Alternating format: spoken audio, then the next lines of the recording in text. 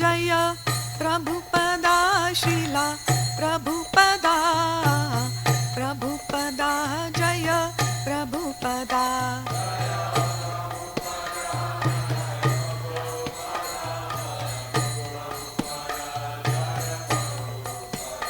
Jai Gurudeva Gurudeva Gurudeva Jai Gurudeva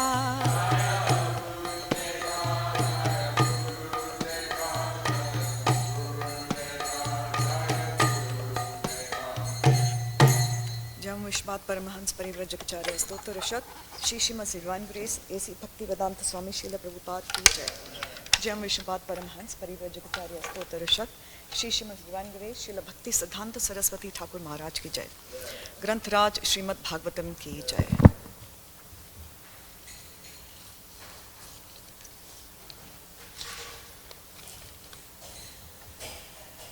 Reading from Srimad Bhagavatam, Canto 3, Chapter 31, Text 18. Om Namo Bhagavate Vasudevaya. Om Namo Bhagavate Vasudevaya. Om Namo Bhagavate Vasudevaya. Narayanam Namaskritya Naram Chaiva Narottamam Devim Saraswatim Vyasam Tato Jayam Udirayet Nashtapraeshva Bhadreshu Nityam Bhagvat Sevaya Bhagavati Uttama Shloke Bhaktir Bhavati Naishtaki.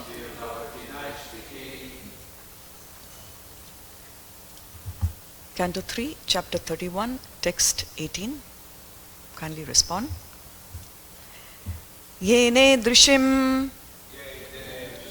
Gatim Asau Dasha Masya Isha Sangrahitaha Purudayena Bhavadrishena Svanaiva Tushyatu Kritena Sa Dinanatha Ko Nam Tatprati Vinanjalim Asya Kuryat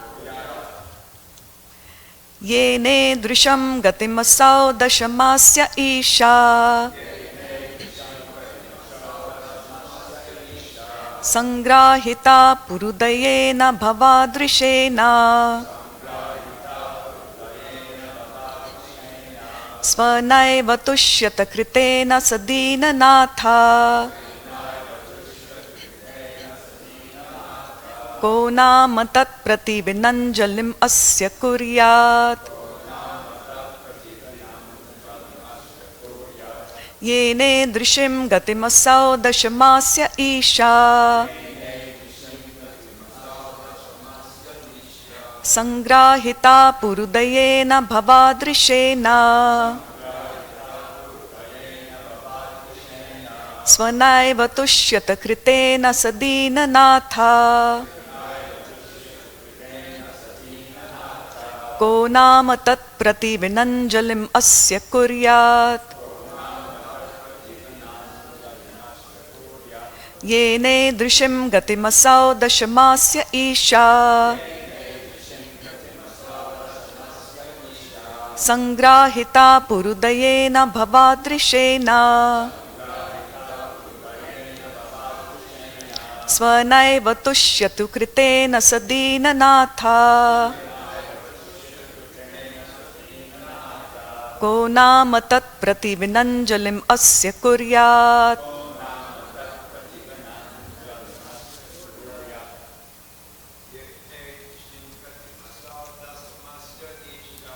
Yene Drisham Gatimasau Dashamasya Isha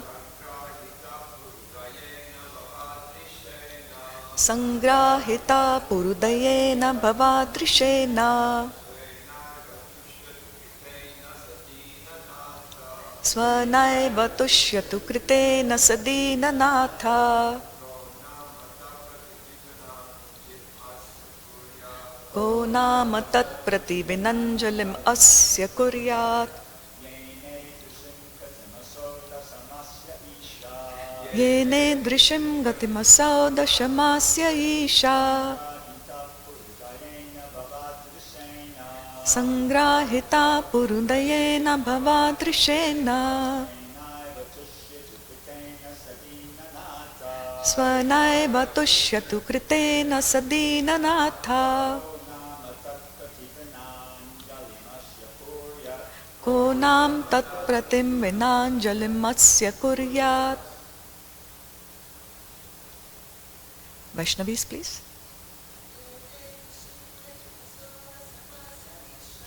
Yene drishim gatimasau dashamasya isha. Sangrahita purudayena bhavadrishena. Svanaiva tushyatu kritena sadinanatha. Onam tat prati vinanjalim asya kuryat.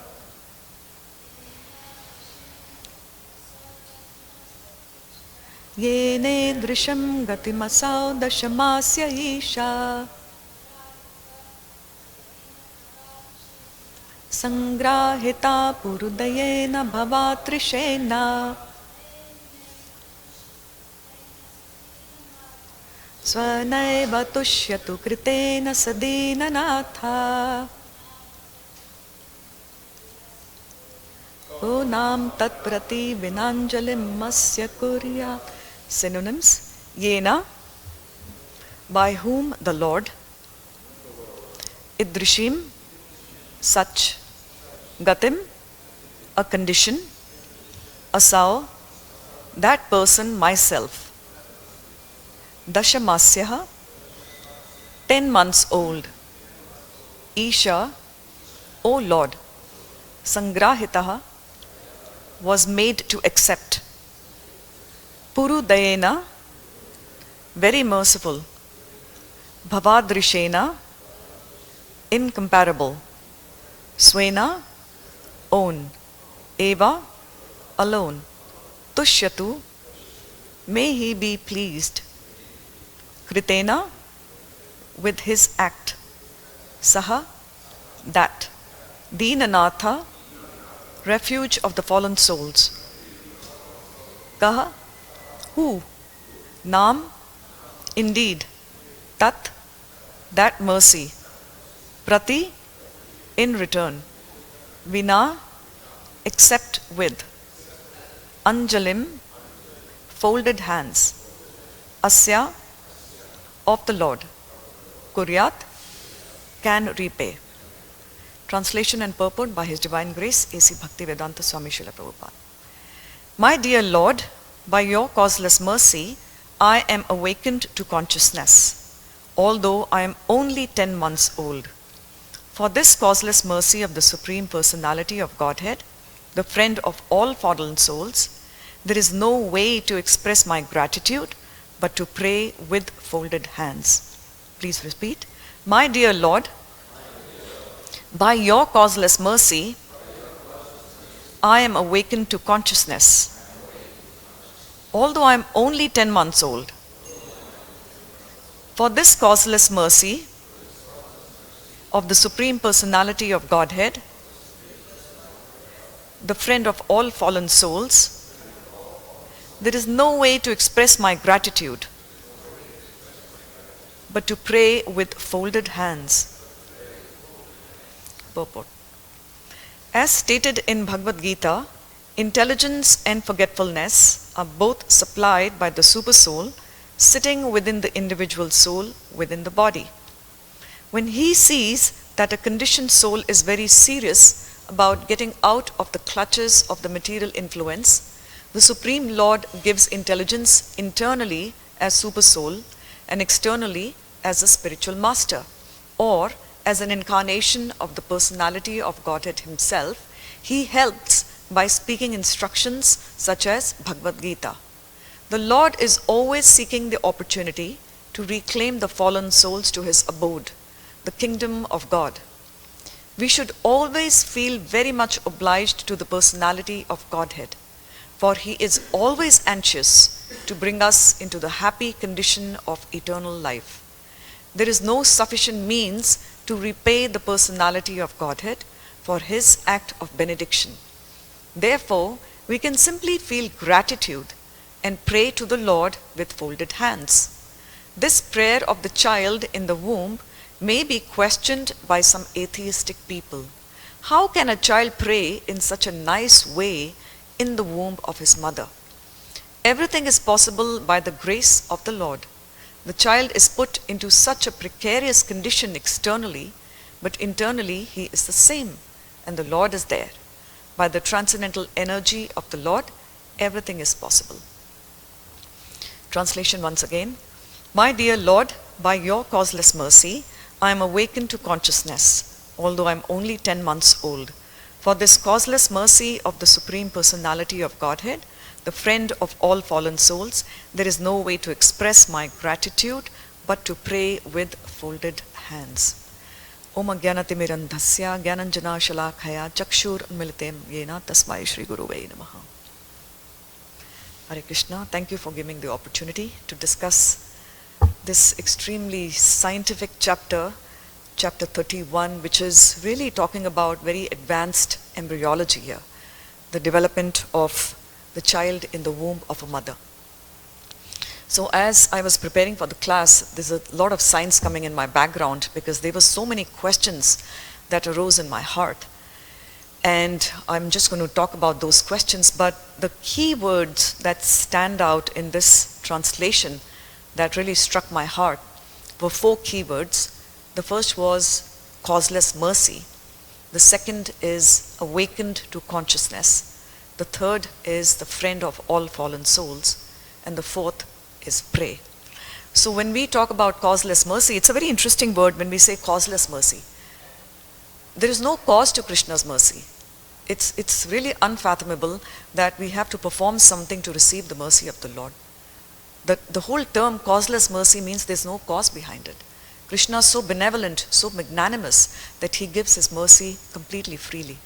And the example is Lord Chaitanya himself in this particular Kali Yuga. And then awaken to consciousness, this is the one which I spent a lot of time trying to reconcile when the child or the baby is praying in the womb. When we talk about consciousness, and I'm going to elaborate a little bit more on this, what we mean by consciousness here. Is it consciousness talking about sense perception using the gross senses? Or is it talking about consciousness of realizing who I really am, the higher level of consciousness? The third keyword was a friend of all fallen souls. And the point that struck me was it did not write friend of all souls, it said friend of all fallen souls. So Krishna is so kind. He doesn't make a distinction. Whether somebody is fallen or not fallen, he is an equal friend to everybody. And finally, our only recluse as the child is praying in the womb here is to simply pray to the Lord. We don't have any other option except to pray to the Lord here. And in the purport, Srila Prabhupada talks about how memory, intelligence, remembrance and forgetfulness is given to us by Krishna himself as mentioned in Bhagavad Gita 15:15, quote, I am seated in everyone's heart and from me come remembrance, knowledge and forgetfulness. So our ability to remember Krishna is also his mercy. Our ability to forget our previous 100 lifetimes and not bear the baggage of that is also the mercy of the Lord. So everything is really dependent upon the Lord here. So the questions that arose in my mind, there were actually quite a few. I was doing some research last night, is based on the purport, what's written here, and the past 15 or 16 purports that I read here, is at what stage is a developing fetus, the baby growing in the womb, awakened to consciousness? And is this consciousness a higher level of consciousness, as I mentioned earlier, or is it just perception of what the mother is eating? It is mentioned that the mother should not eat spicy food, pungent food, because the baby feels the pain. So externally, the baby is feeling the pain, is is feeling tormented based on the diet of the mother and essentially what is going on around the womb. And there is an extremely graphic description here. And one point that struck me was where it's mentioned in the purport that the worms inside the womb of the mother are actually constantly biting the baby. And I did some research here, which I'll talk about in just a moment here. It is mentioned according to modern science, which does not corroborate fully with what's mentioned in the Bhagavatam, that the baby does respond to sense of touch, the smell and sound. That is why the mother keeps on chanting or singing songs, because the baby is actually hearing that inside the womb.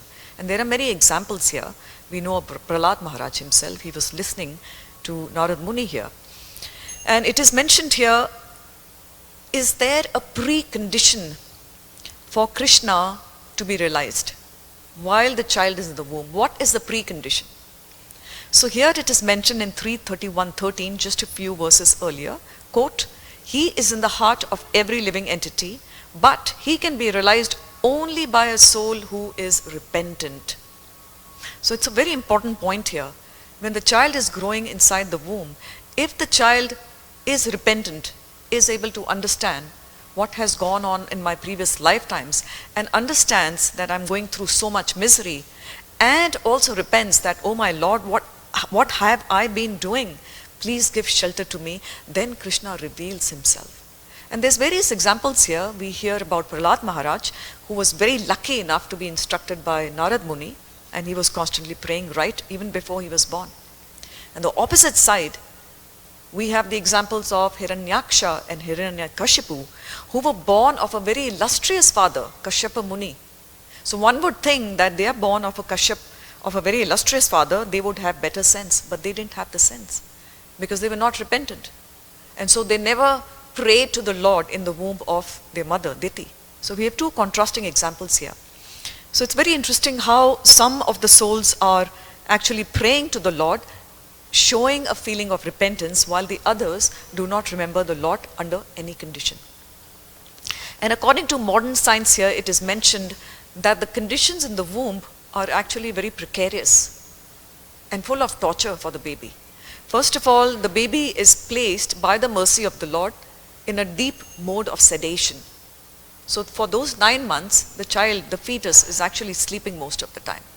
Because if the child were fully conscious, the concept of sense perception would be extremely torturous for the child. And couple that with the low levels of oxygen, so the sense perception actually goes down until the 6th or the 7th month here. And in 3:31:10, it is mentioned here that the development of consciousness begins from the 7th month after conception. So this is where I was trying to reconcile, and I welcome any suggestions from our senior devotees here. If the presence of the soul is the symptom of consciousness, the soul is present in the fertilized egg right after the sperm and the egg unite, then why is it said that the consciousness develops 7 months after the conception? One would assume that right when it's a little ball of cells, the consciousness should be there. So this is the point I'm trying to reconcile with. And doing my research last night, I actually read bits and pieces of Garbha Upanishad, and it is also mentioned in Markandeya Puran, chapter 11. It's very graphically described how the whole embryonic development occurs inside the womb here. But in Garbhadan Upanishad, it is very clearly mentioned right from the point of fertilization all the way to the birth, what is happening to the embryo. And there also it is mentioned that the consciousness develops after 6 or 7 months here. So there is corroboration here. And even the modern science says it is typically after 7 months that consciousness develops. But this is where I am trying to wrap my head around it, because the soul is always conscious. And the soul is there right from the point of conception. So when we say development of consciousness, what are we referring to? Is it the gross consciousness, or is it consciousness of me remembering my previous lifetimes and understanding what a mistake I've made, and so it is time to repent and pray to the Lord? So this is something that has to be researched further here. So another question that arose in me, which is coming from 3:31:9, the previous purports are absolutely brilliant here. In the 9th text it is mentioned, if the child is fortunate, he can remember all the troubles of his past 100 births, and he grieves wretchedly. This is absolutely fascinating, that we are in the womb of a mother and we are able to remember our past 100 lifetimes. That's incomprehensible. So we know when a person dies, the subtle senses are carrying the impressions of the body from one body to another, the mind, intelligence, and false ego. So what is so special about the fetus growing in the womb that he or she is still able to remember the 100 lifetimes? And because of this remembrance, the child starts repenting and understands through these memories that I am constantly locked in the cycle of birth and death, and oh my Lord, please release me. And it's mentioned here in the translation, there is no way to express my gratitude but to pray with folded hands. So the child in the womb understands what's going on in terms of the karmic influences that are building up for these hundreds of lifetimes. But then what happens immediately when the child comes out of the womb? All these impressions, all these memories are gone right away in a second. So I'm thinking here, as the child is born, does Maya take over immediately, that the 100 births are completely forgotten right away? And unfortunately, we cannot ask a baby who is just 1 day old, tell me about your impressions, tell me what you felt in the womb, because the child doesn't have the ability to respond. The child can barely open the eyes, so how can he or she respond? So in terms of scientific endeavor, it's very hard to determine what the child is thinking inside the womb, because the child is too tiny to respond to any experimental strategies here. So it's extremely fascinating here. And also, it is mentioned that the Garbhadan Upanishad is so accurate, so precise, and it's simply written by the rishis, the sages. And they didn't have microscopes, they did not have ultrasound machines, they didn't have MRIs or X-ray, they didn't have anything. But they described the formation of the baby to the point of such accuracy that it completely corroborates with the modern science, 100%. And here, in fact, I was doing some research. There were some researchers in France, in Germany, and England, particularly Jean Philozet, he's a French Indologist, who studied the Garbhadan Upanishad and corroborated that with the modern embryology, and he was completely struck with wonder. How can an Upanishad, which is thousands of years old, describe the embryology with such precision? In the same way, we have a British anatomist who studies tissues, Edward Cowell, and a German scholar, Paul Deussen, who was studying the Upanishads, and they had no way of explaining how these rishis, who didn't have any modern equipment, how they were able to write all this in terms of explaining right from the point of fertilization to the point of the birth of the child. So it is mentioned here that the words of the Lord, the Vedas, are completely infallible. There is zero fault in them. The modern science has fault in it, and I can speak about it from experience. We have certain theories which were predominant 40 years ago, and now those theories have been overturned because of new discoveries and new exploration. So 90% of the theories are still existing, but 10 or 12% have to be overturned because of new observations. But that is not the case with the Vedas. Whatever is written in the Vedas is absolutely written in blood here, essentially. So whatever is written is the word of the Lord. There is no question of change. We cannot say that the Vedas are more prominently applied in Satya Yuga because it was a pure age, and those truths don't hold in Kali Yuga because it's very contaminated. That's not the case. The Vedas hold and stay the same regardless of which universe they are presented in, which yuga we are talking about. So for someone who's more interested in how this development occurs, I would refer you to Garbha Upanishad here, which is absolutely fascinating here. So another point which the questions that arose in my mind, in fact I had 10 questions, but I'll just talk about a few, is does every soul bemoan their miserable condition in the womb, or do only some souls repent? It's like, what is the criteria? If someone were to ask me which soul becomes repentant and which does not, I actually don't have an answer. what is the criteria that some souls remember and some souls do not? And I gave you the example of Prahlad Maharaj and Hiranyakashipu. One was born from a demon and one was born from a great rishi, but they had completely opposite karmas. So what is the predisposition which determines which soul will remember and which will not? So that's, I don't have an answer for that.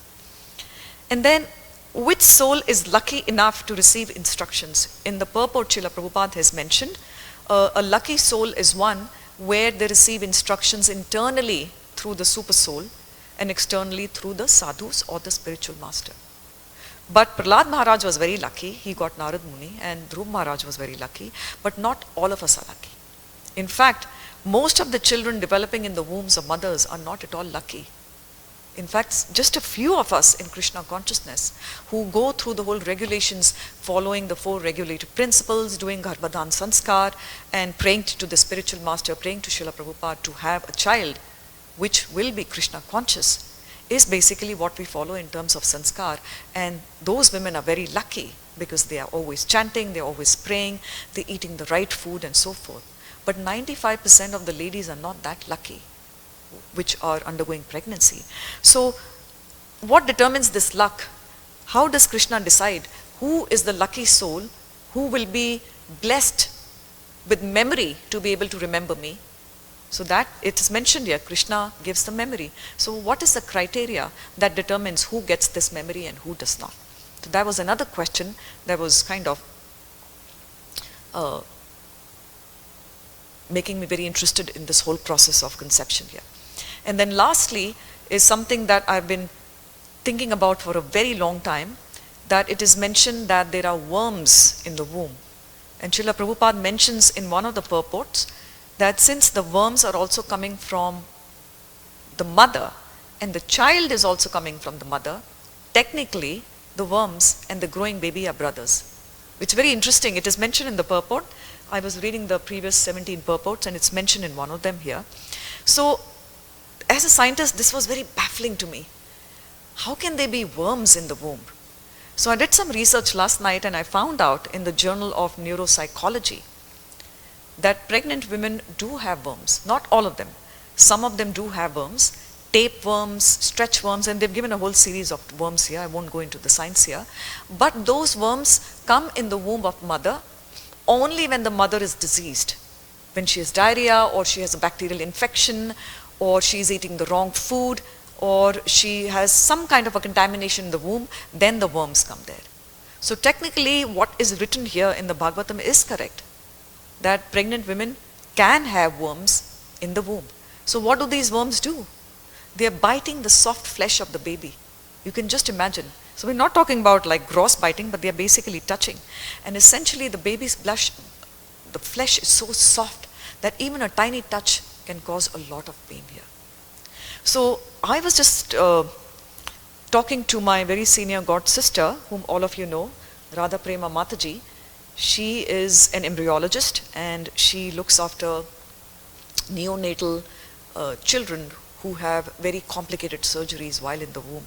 And I was talking to her about this whole conception of fertilization and birth of the baby, and she was just telling me that this is the most complicated thing that you can ever imagine in the universe. The formation of the baby and the growth in the 9 months. It is unfathomable how Krishna has designed this with such precision that nothing goes wrong in majority of the cases. From 1 cell it goes to 2, then 4, then 8, and 16, and 32, and then the little eyes, the lips, and the whole things are formed, and eventually after 9 months the baby comes out. So even if one thing goes wrong, something very tiny, one can end up with a baby who has cognitive impairments or some kind of a handicap. So Krishna's design is so perfect, and I'm thinking production of life is so complicated, but death is so easy. But all of us are focusing more on death and not focusing on life. It should be the other way around. We should focus on our life and see how much time we have, and we should surrender to the Lord. But we are always focusing on death. My death is coming, let me plan my inheritance, let me do this, let me build this for my children, I'm afraid of my death, let me take care of my health. So the death is very predominant, including myself, always planning constantly what to do for retirement, what to do this. That's normal in all of us. But we need to flip the coin and say, what should I do with my life? How do I plan it so that at the time of death, I am able to remember Krishna? I think that should be our main question. What should I do now that at the point of my death, Krishna gives me the memory to remember him? Remember, it is mentioned in 15:15. He gives us memory and intelligence to be able to remember him. So not everybody at the point of death is able to remember the Lord. No matter how much we chant, the eventual mercy has to be coming from the Lord. So I just want to recap here that in this translation, as I mentioned, as the child or the baby is growing in the womb, it is not a rosy and a comfortable picture there. There is a lot of pain. There's a lot of sense perception which is going on. The mother is trying its best to make the baby comfortable, but it is described how the baby is actually folded like an arrow, or like a bow, kind of like this, and put into a very tiny space, and being subjected to the stool of the mother, the pus of the mother, the blood of the mother, the urine of the mother. So it's not a very favorable condition here.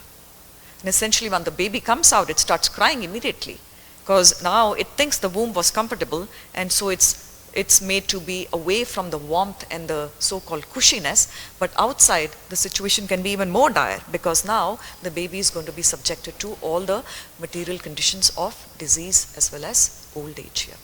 So our only recluse is to understand that the mercy of the Lord is causeless, as the child is praying here, and we should be grateful to the Lord for one thing, that we have eventually reached the human form of life here. Because if we misuse this human form of life, we will have to go back all the way to those thousands of species of life and go through the whole evolutionary cycle, spiritual evolution, again to reach the human form of life. So we can express our gratitude, and we can pray with folded hands that, oh my Lord, enable me to remember you. And once I come out of the womb, let me not be completely baffled by your external energy of Maya. So I would like to stop my class here, and I appreciate any suggestions and questions at this point. Yes.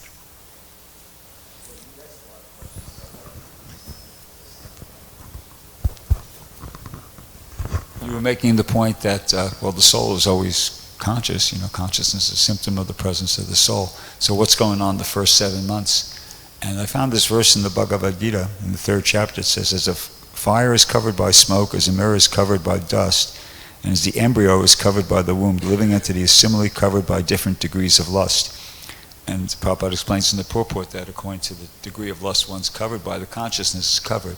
And he mentions about a tree is, the trees are also living entities, but they have been put in such a condition of life by such a great exhibition of lust that they are almost void of all consciousness. So consciousness is there, but it's almost void of all consciousness. So I would say that the embryo in the womb before 7 months is almost void of consciousness. It's covered.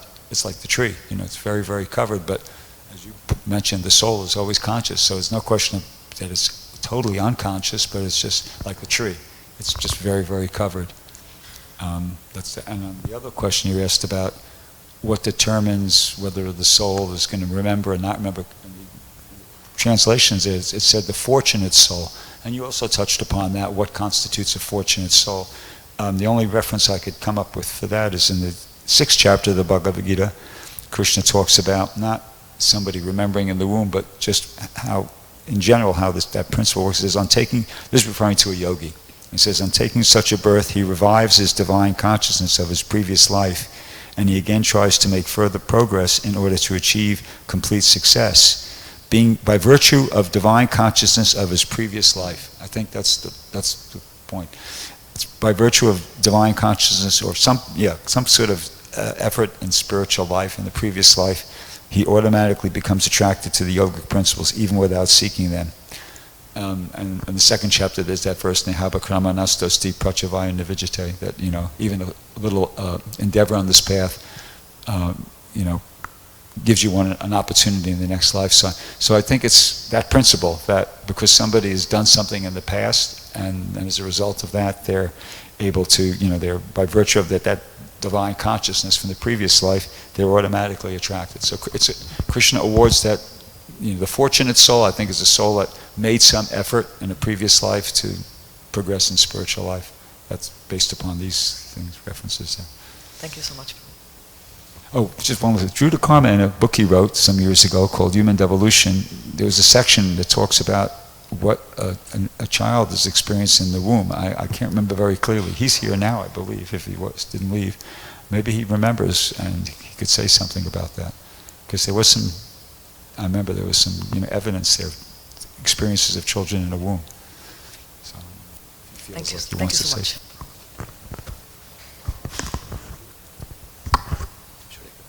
If he has. You want to say something?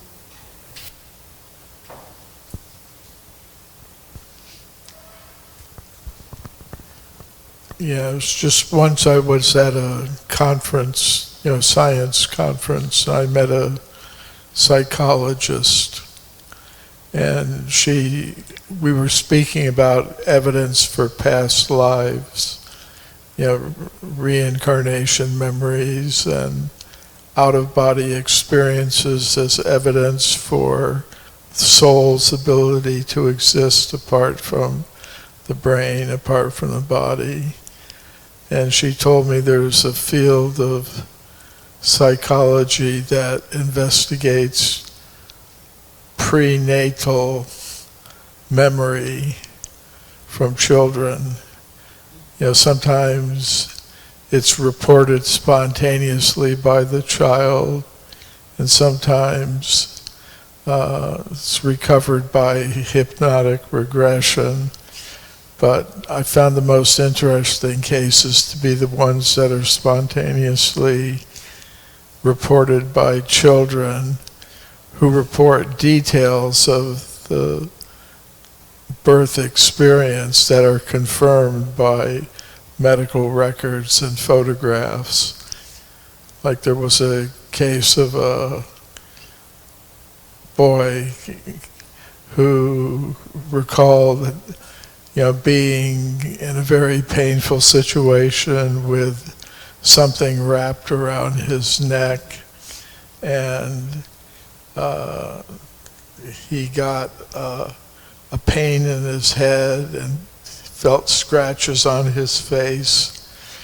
And it turned out his medical records showed that he was born with the umbilical cord wrapped around his neck, and that it was a difficult birth, that his head was partially emerged, and an electrode was inserted in it to record his brain waves. So that would explain the pain he felt. And then in the end, the doctor had to use forceps to take him out, and it scratched his face, as revealed by the photographs that was taken of the child immediately after the delivery. So there are things like that. Thank you so much, Prabhu. That's very fascinating, and I'm currently reading Ian Stevenson's Children Who Remember Past Lives, and I don't know if he's mentioned about prenatal memories. Prabhu, you've read his books. I'm just starting to read his. Normally he does interviews on little grown-up children, but this is extremely fascinating. Prenatal memories are absolutely amazing, and I'm thinking on the same lines, is it a blessing for us in the womb to remember our previous births, or is it very terrifying? Do I want to remember my previous births in the womb? I think we need to ask ourselves, because it's a huge baggage to carry. If I remember what I did in my 100 lifetimes, it's quite a burden to carry.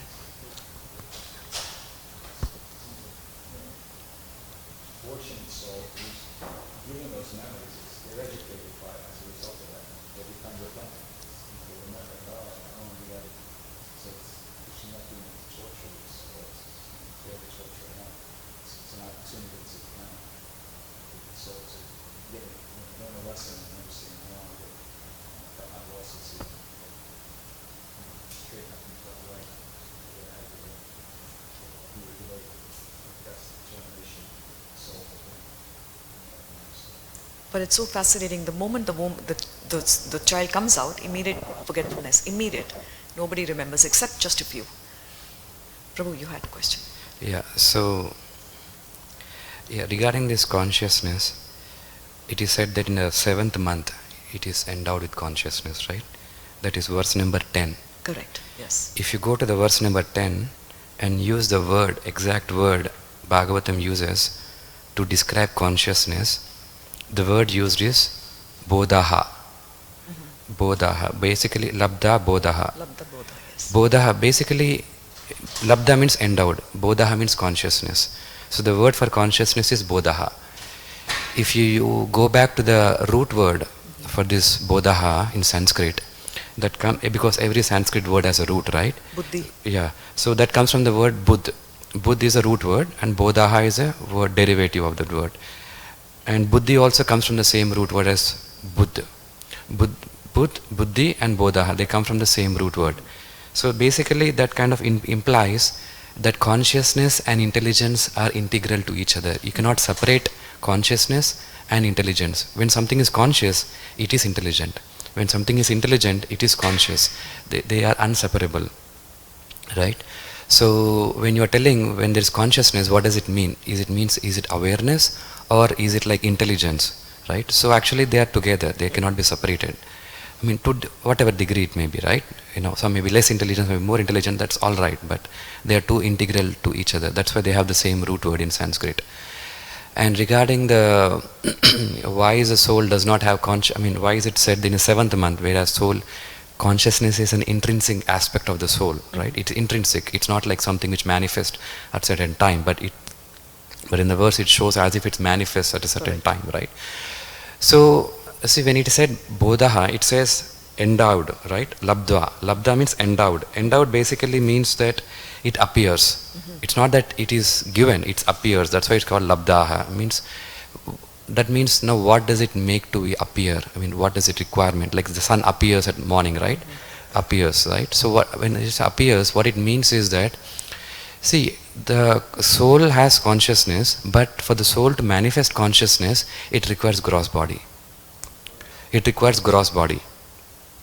Because without gross body, it cannot manifest the consciousness. Because consciousness means intelligence, but for intelligence, there has to be reciprocation. It's a two-way traffic, it's not a one-way traffic.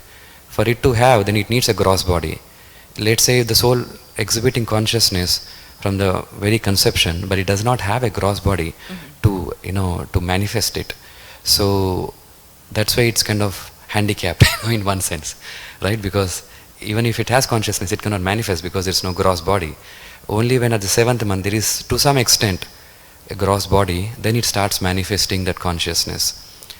And also, it also starts at 7th month, praying also, because see, the mind, if you want to pray something, you need mind, right? Intelligence is required.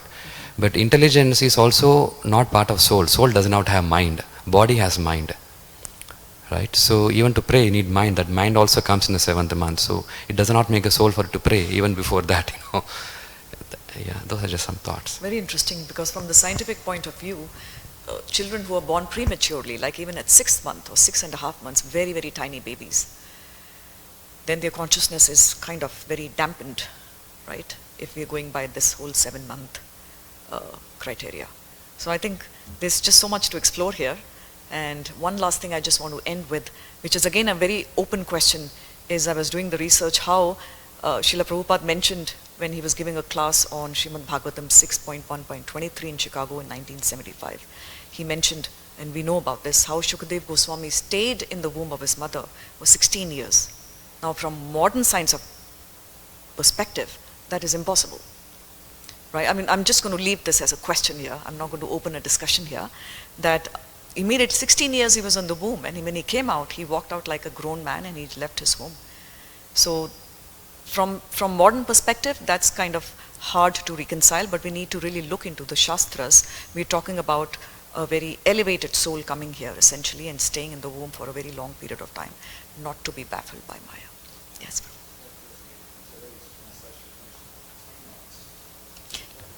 Yes, I'm awakened to consciousness, although I am only 10 months old here.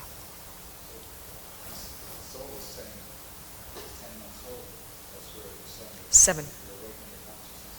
In the previous verses, yes. It could probably. Yeah, Prabhu, I'll have to do my more research on the Garbha Upanishad, because 7 months is where consciousness manifests, but the typical gestational time is 9 months, a little over 9 months. Sometimes 10 months, but normally no. So,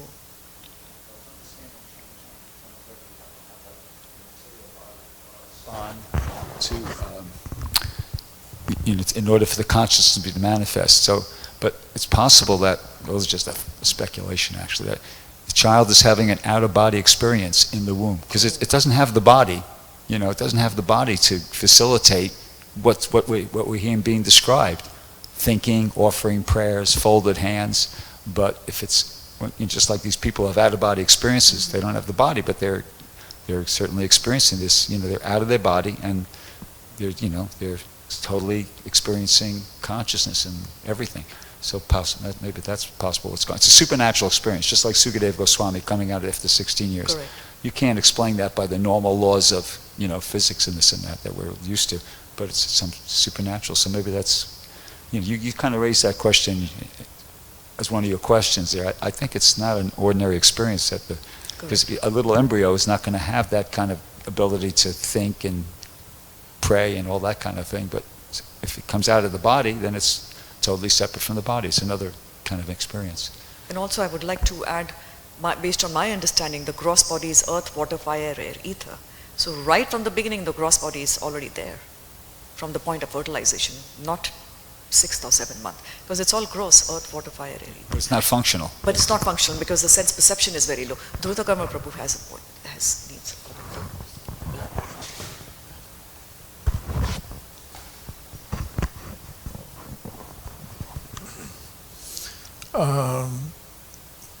On Bhrigupati's point, there are some prenatal memories that have been recovered, that are kind of consistent with what you say. A person will report having been outside the developing embryo, but somehow feeling connected with it through some subtle energy or something.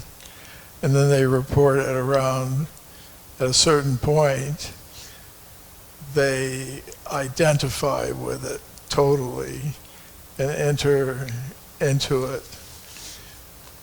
So I'm not saying that that's the ultimate truth, but there are some things consistent with what you're saying. Thank you, Prabhu. Are there any more questions or comments? Yes, Mataji.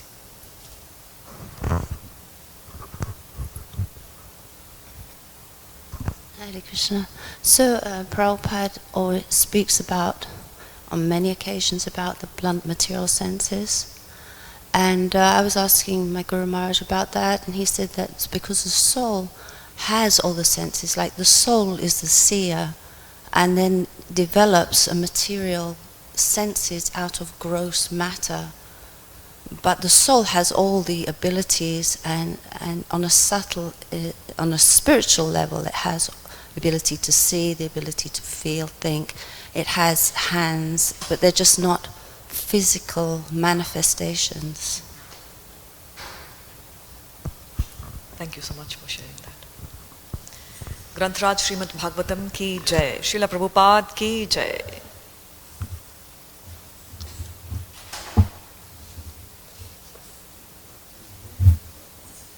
I do. Particularly when he mentioned there's evidence.